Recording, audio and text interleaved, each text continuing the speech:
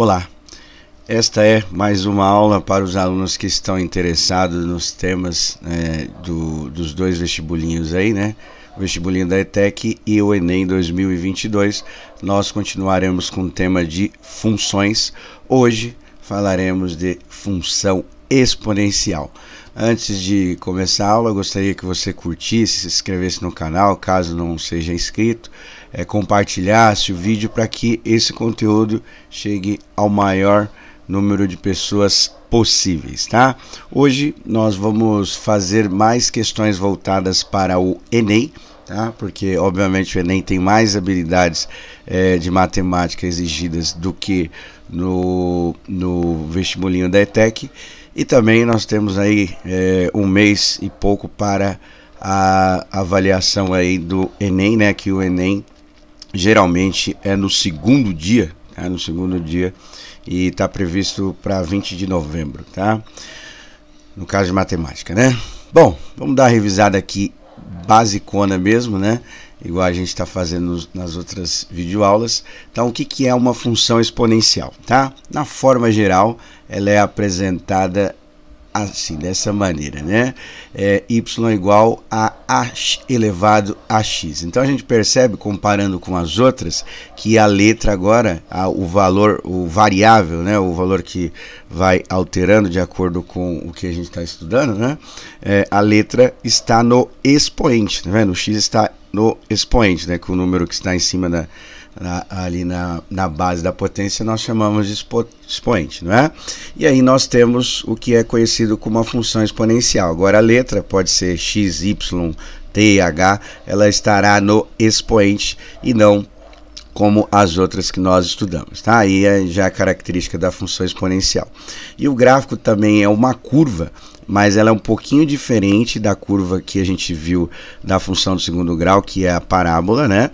E ela tem um comportamento e ela não passa, não toca em nenhum ponto no eixo de x, tá? Eu coloquei dois exemplos aqui, feito também no GeoGebra, caso você queira fazer, é importante aí para dar uma lembrada.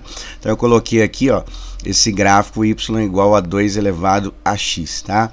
Então a curva que ela faz é diferente da parábola, né? Porque a parábola ela tem a simetria e aqui a gente não tem, e ela vai aumentando porque o valor do A aqui, que está representando a base da potência, é um valor maior do que 1, né? Maior do que 1 aqui, tá? Então a gente tem aqui um valor maior do que 1 e aí a gente consegue ter uma função crescente aqui, né? Ela vai aumentando de acordo com o comportamento da função, tá? E aí, se você fizer isso aí no GeoGebra, você vai dar zoom aqui, você vai perceber que parece que está perto, mas nunca encosta, né? É uma característica da função exponencial, tá? Outro gráfico é da função decrescente, e isso vai acontecer quando eu tenho o que, ó? Eu tenho um valor entre, aqui é a simbologia de entre, né? A base aqui, no caso da potência, ela será um valor entre 0 e 1, né?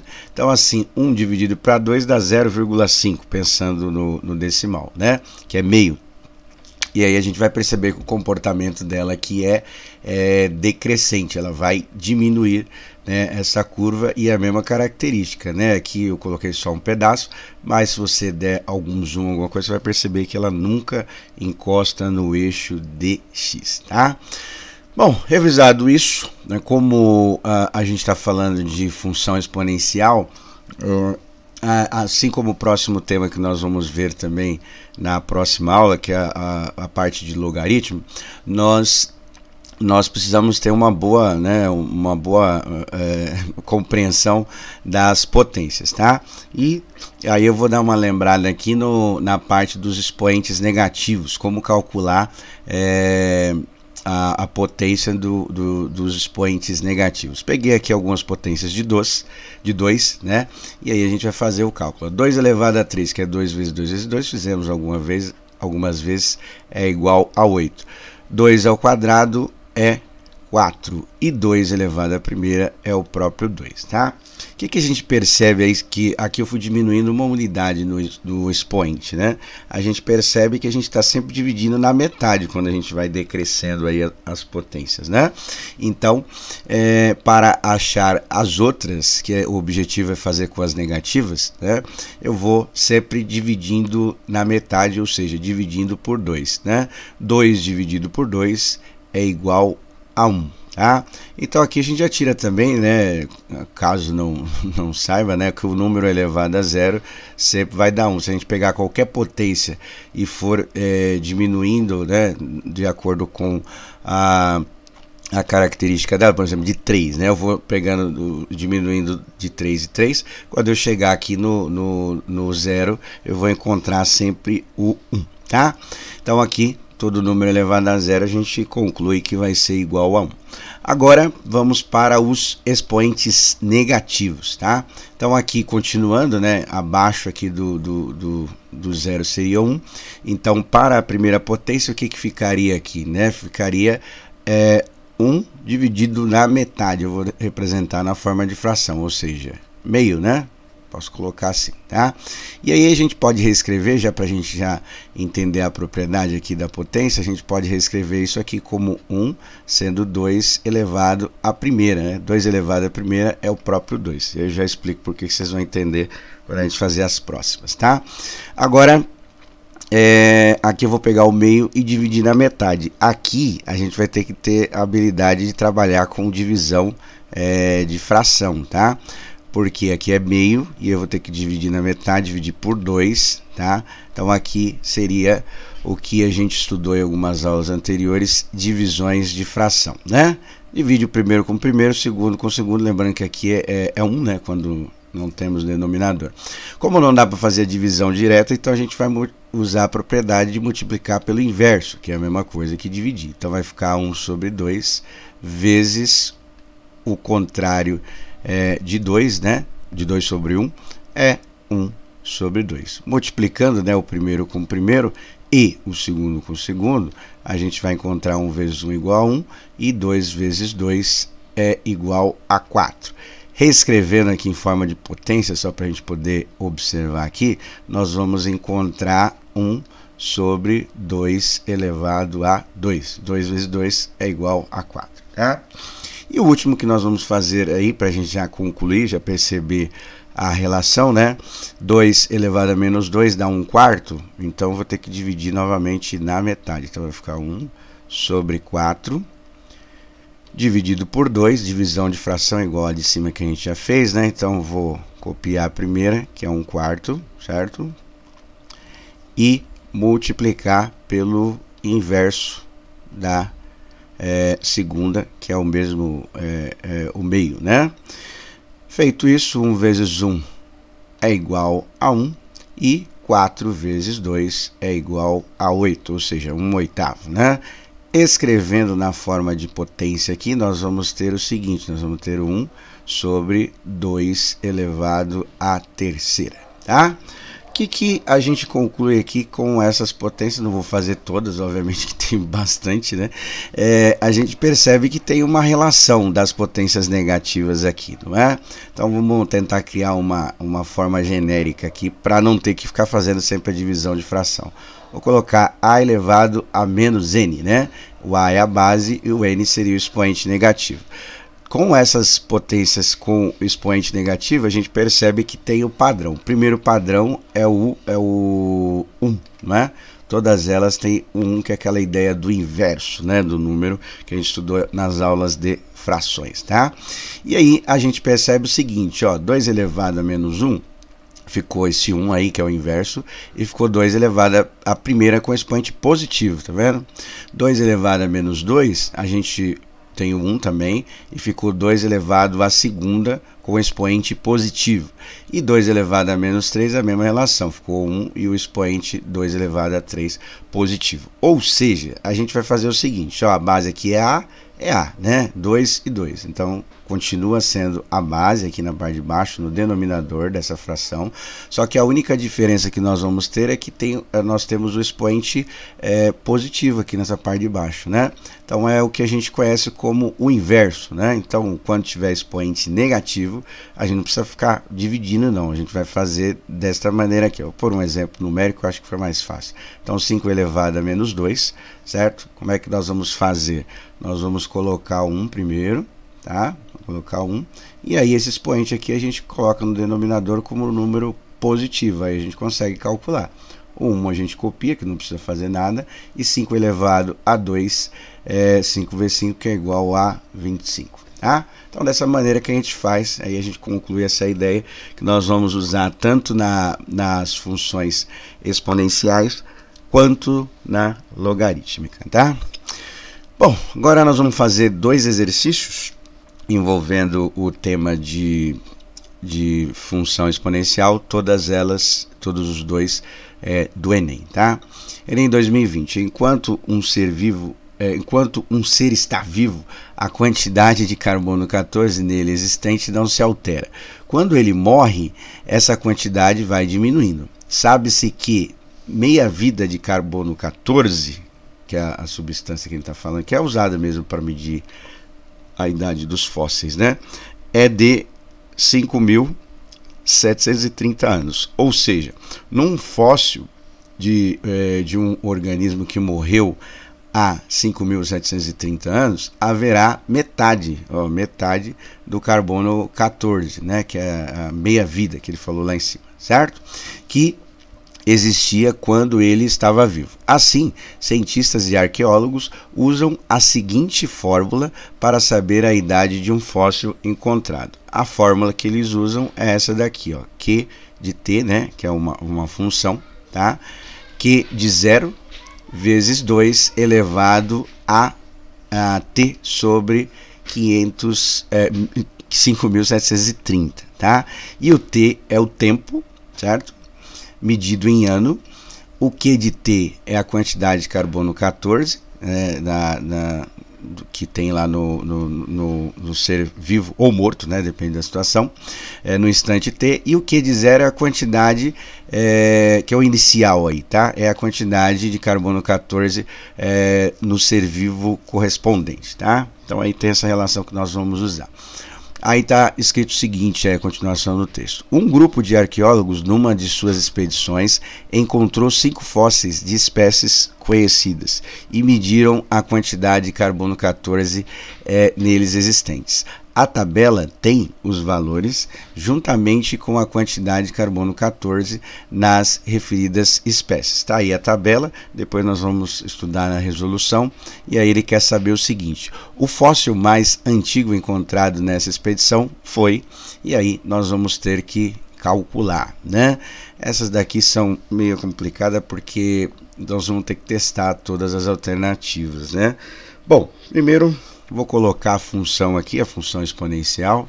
Vamos lá, então é Q de T é igual a Q de 0 vezes 2 elevado a uma fração aqui ainda, hein? É bem complicadinho aqui para a gente poder fazer, né? 5.730, tá? Então esta é a função que nós vamos usar. Aí o que nós temos de informação aqui que a tabela deu, né? Ela deu o Q de 0, que é a quantidade de fóssil que no caso a quantidade de carbono 14 que o fóssil 1 tem quando está vivo, né? E depois, quando ele foi encontrado aí, então aqui diminuiu, né? Sempre vai diminuir, a gente vai perceber isso conforme a idade do fóssil, tá? Então nós vamos começar substituindo os valores para o fóssil 1. Então aqui é 32, tá vendo? Então seria 32 a quantidade de carbono 14, igual a 128, que é o instante que ele está vivo, segundo o texto que a gente viu, elevado, né, a 2 menos, vou colocar aqui a fraçãozinha aqui, né, T sobre 5.730, tá? Bom, a primeira coisa que nós vamos fazer é o seguinte, está multiplicando, o 128 passa dividindo, então eu posso escrever assim, ó, 32 sobre 128, tá? Igual ao que ficou do outro lado, que foi 2 elevado a menos t sobre 5.730. Bom, dividindo esses dois aqui, na verdade não vai dar uma divisão exata, né? A gente vai simplificar ambos por 32, então eu dividindo aqui 32 por 32 eu vou ter 1, né? E dividindo 128 por 32 a gente vai encontrar 4, ou seja, aqui eu vou escrever a fração sendo 1/4, né? 1/4 aí, que aí a gente vai trabalhar esta ideia aqui para poder calcular o ano, né? Bom, aí vai ficar o seguinte, ó, menos t, 5.730, tá? O que eu vou fazer aqui? Aplicar aquela ideia do inverso. O que é 1/4, né? É 2 elevado a 2, né? A gente pode escrever e aplicar aquela ideia do inverso, só para lembrar, a gente fez isso daqui, né? Ó, que é com o expoente negativo. Então eu vou aplicar essa ideia aqui, tá? Então o que é 2, o que é 4? É 2 elevado a 2. Como tem essa ideia do inverso, a gente vai sair daqui, né, do final, tá? E transformar para o expoente negativo. Então 2 elevado a 2, calculando aquela ideia lá, vai ficar 2 elevado a menos 2, não é? Que é eu vou trazer daqui para o expoente negativo, igual a gente viu no começo da aula, tá? E aí nós temos a outra representação aqui do expoente negativo, e a gente precisa calcular esse t aí, né? 5.730. Bom, como a gente tem as bases iguais, isso implica dizer que os expoentes são iguais. Então, desta parte aqui, a gente tira o seguinte, vou fazer aqui mais no meio aqui, né? Vai ficar o menos 2 igual, né? A menos, colocar a fração aqui, t sobre 5.730, né? Os expoentes são iguais porque as bases são iguais. Como que nós vamos calcular o valor do t aqui? Esse 5.730 está dividindo, o contrário de dividir é multiplicar. Então eu posso escrever assim, ó, menos 2 vezes 5.730 igual a menos t, tá? Resolvendo aqui, né, vai dar um número positivo, obviamente que o tempo tem que ser positivo, mas eu vou deixar dessa forma aqui porque a gente vai comparando com os outros. Todos eles a gente vai multiplicar o número pela essa meia-vida que ele deu aqui, né, que é o cálculo de anos aí que ele usou para a medição do carbono 14. Então eu vou deixar assim, ó, eu vou só trocar aqui, colocar o oposto, porque o contrário de menos t é mais t, e o contrário de menos 2, né? No caso da multiplicação aqui seria mais 2. Ou seja, o tempo aqui seria 2 vezes 5.730. Tá? Então, nesse fóssil 1, o que vai ter que fazer? Com os outros, fazer o mesmo cálculo, né? E tentar achar qual deles que vai ser o mais antigo. E a única coisa que vai mudar é o seguinte, esse 2 que vai multiplicar esse 5.730, que vai aparecer em todas, tá bom? Então essa aí é um pouquinho complicadinha, né? Tem bastante coisa para fazer. Bom, o exercício 2 que nós vamos fazer agora é do Enem de 2019 e diz o seguinte: em um laboratório, cientistas observam o crescimento de uma população de bactérias submetida a uma dieta magra em fósforo, com generosas porções de arsênico. São substâncias químicas aí, tá? Descobriu-se que o número de bactérias dessa população, após T horas de observação, poderia ser modulado pela função exponencial n de t, né, que é a simbologia de função. Aí tem n0 e elevado a kt. Esse é o número de Euler, né, que é aproximadamente 2,7, tá? Mas para o exercício a gente não vai precisar desta informação não, tá? N0 é o número de bactérias no instante de início, repara que é a mesma coisa do outro, né? Só mudou algumas nomenclaturas, com o t igual a 0, e representa uma constante real maior que 1, e o q é uma constante real positiva. Bom, depois nós vamos traduzir isso daí. Sabe-se que após 1 hora de observação, o que é 1 hora de observação? Tempo igual a 1, né? O número de bactérias foi triplicado. Então, quando o T foi igual a 1, o número de bactérias ficou 3 vezes mais. E 5 horas após o início da observação, o número de bactérias em relação ao número inicial, né? Ou seja, o N0, que ele falou lá no texto, né? Que a gente vai ter que pensar nisso daí, desta cultura foi, né? E aí, uma coisa importante aqui, tá? Da gente observar. Todas elas têm o N0, então a gente vai fazer em função do N0. Como ele não deu o instante inicial, diferente do exercício anterior, que tinha lá o instante inicial e o final, aí a gente conseguia calcular um valor numérico. Aqui não, aqui vai depender desse N0, tá? Então vai ser um pouquinho diferente a resolução desse. O que nós vamos fazer? Primeiro eu vou colocar a função, né, para a gente lembrar, e a primeira coisa que a gente percebe aqui nessa função é que tem muitas letras, né? Então aqui, ó, n de t igual a n0, aí a gente tem o e elevado a k e o t, tudo bem? Bom, o que nós vamos fazer? A gente sabe o seguinte, que quando o tempo foi igual a 1, o número de bactérias em relação ao instante inicial triplicou. O que isso implica aqui nessa função, tá? Aqui vai ficar 3 vezes o N0, né? O número de bactérias inicial, tá? Igual a N0, que a gente não sabe esse valor, né? O instante inicial. O E também a gente não sabe, o K também não, mas a gente sabe o seguinte, que isso aconteceu quando o T foi igual a 1, certo? Então aqui eu vou resolver essa multiplicação, K vezes 1 vai dar o K, e esse N0 que está multiplicando, vou passar dividindo, reduzir um pouco das letras aqui, né, por mais informações numéricas.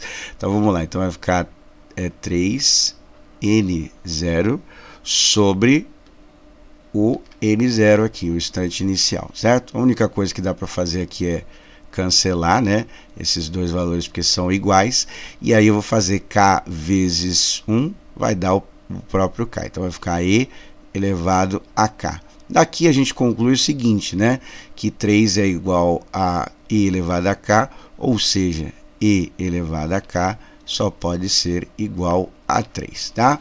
Então, aí já dá para reduzir um pouco o número de letras que tem nesta função, certo? Como o exercício pediu para a gente calcular o t igual a 5, então nós vamos substituir de novo essa informação na função e vamos calcular em função do n0 o t igual a 5, tá? Então já vou colocar aqui o 5, né? O valor do 5 que ele pediu para calcular aqui na função original era kt, né? Então já coloquei o 5 e aí nós vamos fazer o que aqui, né? Nós vamos substituir no lugar do e elevado a k o valor que a gente encontrou, 3, né? Ou seja, na função ficará o seguinte, ficará assim, n, vou pôr n de t, poderia pôr 5, vou pôr n de t, é igual a n0, que a gente não sabe quanto que vezes o valor de e elevado a k, então é 3, né? Então vai ficar 3 elevado a 5, certo? Resolvendo essa potência aqui, você vai encontrar o valor que ele pediu aí após 5 horas, né, de estudo, o número de bactérias aí. Então 3 elevado a 5, só para lembrar, né, faz 3 vezes 3 vezes 3, e o N0, 5 vezes, né? E o N0 você só copia, porque não tem como saber o número de bactérias no instante inicial, porque no texto não falou, tá bom? Bom, então esses são os exercícios. Eu vou fazer o seguinte, vou explicar para vocês um pouquinho sobre a ideia dos juros compostos, tá? E aí nós já vamos deduzir uma fórmula já para pensar nos próximos temas que nós vamos estudar, que é a ideia do logaritmo, chamado de log, né? E a próxima aula será sobre funções logarítmicas, tá? Bom, os juros compostos faz parte da matemática financeira, mas em alguns exercícios de função exponencial ou logarítmica, cai a ideia dos juros compostos. Então eu vou explicar para vocês aqui o que é os juros compostos, criar uma fórmula para na próxima aula, né, a gente utilizar esse tema, tá? Então o exemplo que eu coloquei aqui diz o seguinte, ó, um capital de R$300 foi investido a 30% ao ano, tá? Se esses juros, se esse capital for investido durante 3 anos no sistema de juros compostos, qual será o rendimento? Bom, sem a fórmula, né, eu costumo fazer assim também, a gente vai ter que fazer o seguinte, calcular os juros ano a ano, tá? No caso que o período aqui é de ano, né? Então vai ser 30% no primeiro ano, então eu vou pegar 300 vezes 30 e dividir por 100, certo? Dividindo por 100 aqui, o que a gente faz? Cancela os zeros, fica 3 vezes 90, então ou 3 vezes 30 vai dar 90, né? E aí o que acontece? Após um ano, vai ser 300 mais 90, né, que é os juros, vai ser igual a 390. Beleza. Agora para o segundo ano, tá? Então o segundo ano será o seguinte, ó. Vamos ver aqui. Aplicar novamente os juros, né? Diferente do simples, a gente aplica sempre no valor anterior. Então vai ser 390 vezes 30, né, que é 30%, dividido por 100, tá? Dividido por 100 aqui.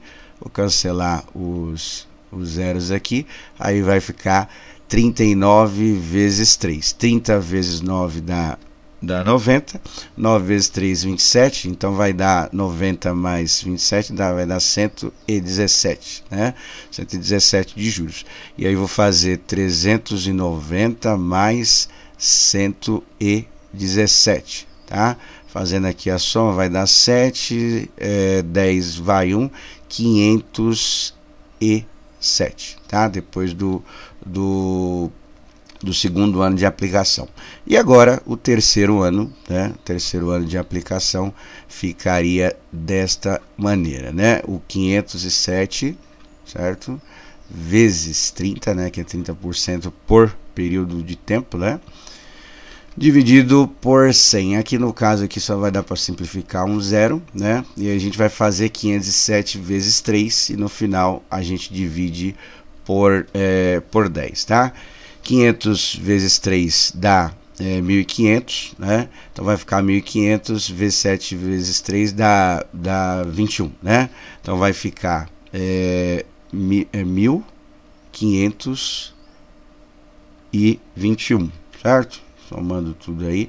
E aí eu vou ter que dividir isso aqui por 100, tá? Então isso aqui dividido por 100, por 10, né? Lembrando que a gente só conta uma casa aqui, então vai dar 152,1 ou 10, né? E aí nós vamos fazer a soma aqui para ser o último valor aqui. Então vai ser 507 mais 152,1, né? Ou 0,10. O 1 já vai ficar mesmo, né? Não tem centavos aqui, só somar só as partes inteiras. Aqui vai dar 9, vai dar 5 e 6, né? Ou seja, vai ficar 659,1 ou 10 centavos, tá? Então, desta maneira que a gente faz o cálculo dos juros, do sistema de juros compostos, né? Ele é composto, antigamente também o pessoal falava juros sobre juros, porque a gente tem sempre um valor, né, do inicial e é aplicado a cada período de tempo, no caso aí ano, né? Então 30% de juros depois de 3 anos já que dobrou o valor aí. Bom, geralmente eu faço assim, mas tem uma fórmula, né, que é essa fórmula que nós vamos precisar fazer para o exercício, tá? E eu vou fazer com o auxílio da calculadora, porque a gente já viu quanto que vai dar, e aí a calculadora vai ajudar a gente a pensar numa fórmula matemática para fazer esse cálculo. Bom, o que nós vamos fazer, né? Eu vou pegar a mesma ideia e vou fazer com o auxílio da calculadora. Primeiro vamos pensar na porcentagem, tá? Então a porcentagem total é 100 e no caso ali a gente ia aumentar 30% do valor, então vai ser 100 mais 30, que vai ser igual a 130%, certo? 130% nós podemos escrever o que, ó? 130 dividido por 100, né? E fazendo as divisões e as simplificações, a gente chega num valor decimal 1,3, tá? Então esse 1,3 é uma escrita decimal de 130, certo? O que a gente percebe? Que sempre aparece o 1. Esse 1 está representando o 100%. Então, por exemplo, se fosse 20% o aumento, tá? A gente colocaria numa escrita decimal 1,2, né? Se fosse 45% de aumento, 1,45. Então isso sempre aparece na escrita decimal, esse 1, alguma coisa, esse 1 está representando o papel de 100 porque vai aumentar, vai passar do valor, né? Vai extrapolar os 100%, certo? Bom, aí pegando esta ideia, eu vou fazer o seguinte, ó, vou fazer o 300, né, e vou multiplicar, porque multiplicando a gente calcula a porcentagem, né, vezes 3 vezes 1 elevado a vezes 1,3, né? Bom, vou colocar aqui a calculadora rapidinho, só para a gente poder entender a ideia, né? Então vai ficar 300 vezes 1,3, tá? Então aí vai dar o 390 que a gente viu lá, certo? Então vou colocar ele aqui, ó, vou colocar aqui 390. Bom, como o período de tempo é 1, já para a gente já pensando na fórmula, eu poderia escrever isso aqui, ó, 300 vezes 1,3 elevado a 1, né, que vai dar esse mesmo valor. Agora, para o segundo período, né, de aplicação de juros, o que nós faríamos, tá? Nós faríamos 300 vezes 1,3, né, aumento de 30%, e de novo, né, multiplicar de novo por 1,3. E nós podemos reescrever isso daqui pensando na ideia de potência. Ó, multiplicar 1,3 por 1,3 é a mesma coisa que eu fazer o que, ó, 300 vezes 1,3 elevado a 2, certo? Vou colocar de novo aqui a calculadora para a gente poder pensar, e aí eu vou fazer aqui, ó, o vezes 1,3 de novo, que seria multiplicar duas vezes. Aí deu lá o 507 que a gente viu, certo? Vou colocar aqui o valor aqui só para a gente entender, né? Colocar aqui o 507, que foi o que eu fiz o passo a passo lá. E o último período de tempo, como que a gente faria aqui? A gente faria o 300, tá? Vezes 1,3 vezes 1,3, como é o terceiro período, vou multiplicar de novo, né? Então, a aplicação das porcentagens aí, né? Como são 3 vezes, eu posso reescrever isso aqui, sendo como 300 vezes 1,3 elevado a 3, né? 3 vezes, tá? Com auxílio de novo da calculadora, vou só multiplicar uma vez, não vou fazer tudo de novo, né? E aí a gente vai encontrar o valor que a gente viu lá, não é? Então a gente vai encontrar o que aqui, ó? A gente vai encontrar o 659,1, certo? Bom, feito isso, agora a gente só vai criar uma fórmula para isso, tá? Pensando na parte de matemática financeira, né? A gente chama o montante, o monte de valor, né? O monte de dinheiro, sendo o capital, né, o valor inicial, e mais essa compensação que é os juros, tá? Então isso em matemática financeira nós chamamos de montante. Então vou colocar aqui como a letra M, tá? Abreviando aqui. Então tá fazendo o papel desse resultado final aqui, que seria o R$300 mais os juros, certo? Nós temos o capital, né? Sistema capitalista capital, o que a gente usa a letra C para representar isso daí, né? No caso, seria o número 300 aqui. Vezes, aí nós vamos fazer aqui o seguinte, a gente fez a soma da porcentagem, não é? Pegamos o 100 mais o acréscimo, tá? E aqui no caso da fórmula do juro, nós usamos a escrita decimal. Como sempre aparece o 1 e a gente sempre soma isso primeiro, então eu vou colocar entre parênteses para indicar que primeiro precisa somar isso para depois fazer a multiplicação, seguindo a ideia que a gente fez. Então, 1 que vai ser o valor do 100%, mais essa taxa de juros, que é em porcentagem, a gente faz a escrita decimal, tá? Então aqui nos livros de matemática você vai encontrar como a letra I, né, que é o índice da taxa de juros, certo? Tudo isso elevado ao tempo, tá vendo? Esse 1, 2 e 3 seria o tempo do período de juros, no caso, primeiro ano, segundo ano, terceiro ano. Então aqui eu vou colocar elevado a t, tá? No Enem, essa fórmula ela vai aparecer em vários contextos, assim, de algumas maneiras diferentes que a gente vai ver, mas a fórmula principal é essa, né? Na ETEC, no curso da ETEC, ele costuma usar também, né, o pessoal aí da ETEC costuma usar outras nomenclaturas, mas a fórmula é a mesma, tá? E vai mudar as letras de acordo com o contexto dos exercícios, tá bom? Então é isso para a aula de hoje, ficou um pouquinho longa aí, mas é bom que a gente aproveitou o máximo dos temas aí para poder estudar, tá bom? Um abraço a todos, até!